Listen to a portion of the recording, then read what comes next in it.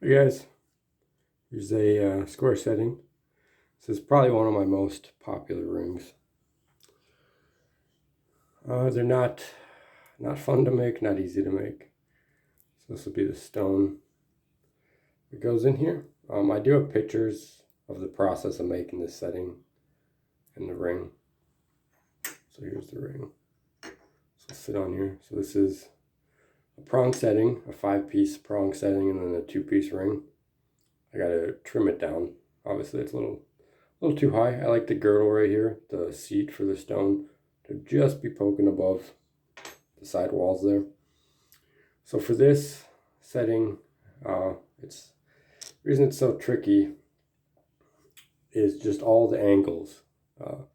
You got your 90-degree angles on the walls here, the posts, and then you got your angled 90-degree angles on the seat. So the seat is squared, right? So it has 490-degree. It's corners, but then it's also tapered, at an angle like that. And you can't have the angle too sharp. So my little die over here, forging block, whatever you want to call it, the angles are a little too, I don't know the word. They're too, so if I use the angle from the forging block, the bottoms would be tighter together. The bottoms would be closer in than they are. So I have to fix that with using a divider and taking more material off the top of the seat rather than the bottom. Then there's the soldering them on, and you have to get the bottom cut to where you want it and then file a U-shaped groove in there so that it can sit on this bridge right here. Difficult to achieve. I charged $300 for this with this specific stone, and this is about a $40 stone.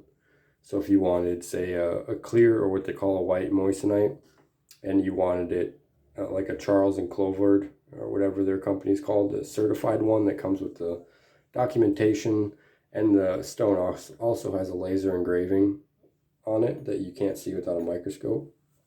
Those ones are about $200-300 per stone for the square princess cut, and that ups the price from $300 to about $700 depending on how much the stone costs at the time. I don't know if I'll put the pictures in this video. I probably won't.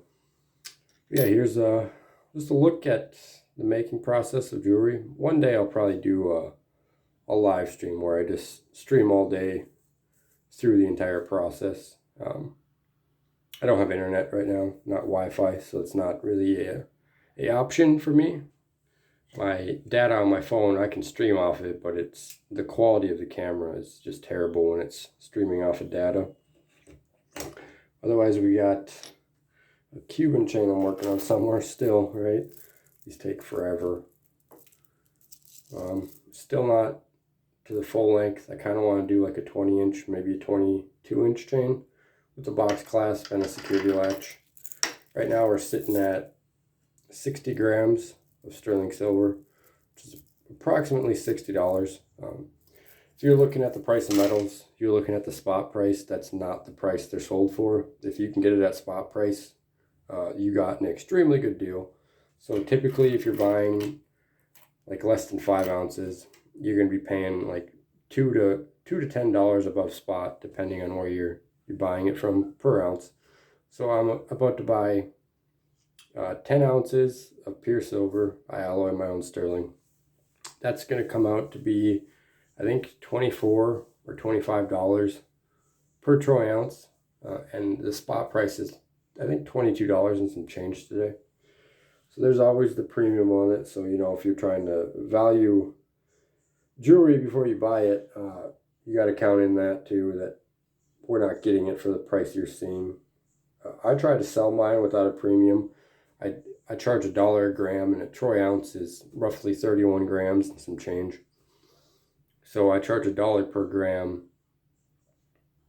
just to balance it out, because I have to pay for it to be shipped to me, and I have to alloy it into sterling. So I don't really call that a premium. That's just what I charge for it, because I make it myself.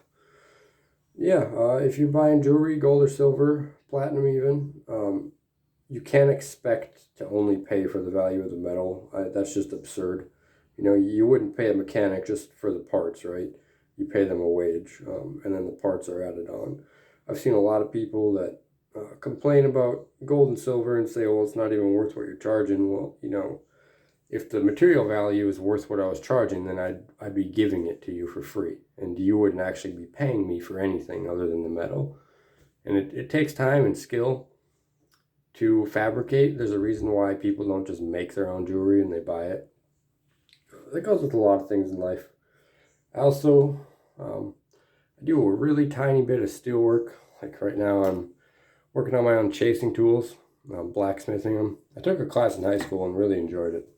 But I don't, this is the only anvil I have. So it's, if you've ever blacksmithed, I'm sure you're laughing right now that I tried doing it on an anvil like that. But that's what I got.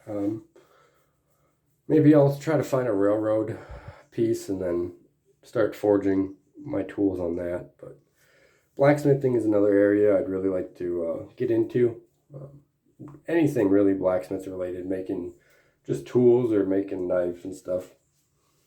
That's what I'm up to today. If I gotta stay up till 2 in the morning, I'm gonna try to get this ring finished today. The only thing that's gonna stop me is if something goes wrong soldering this on the ring, or when I'm setting the stone, if something comes out of whack. It's square setting is not fun, not this type. A prong setting would probably be much easier, but it's not gonna have the look that this one will. God bless you guys. Have a great day.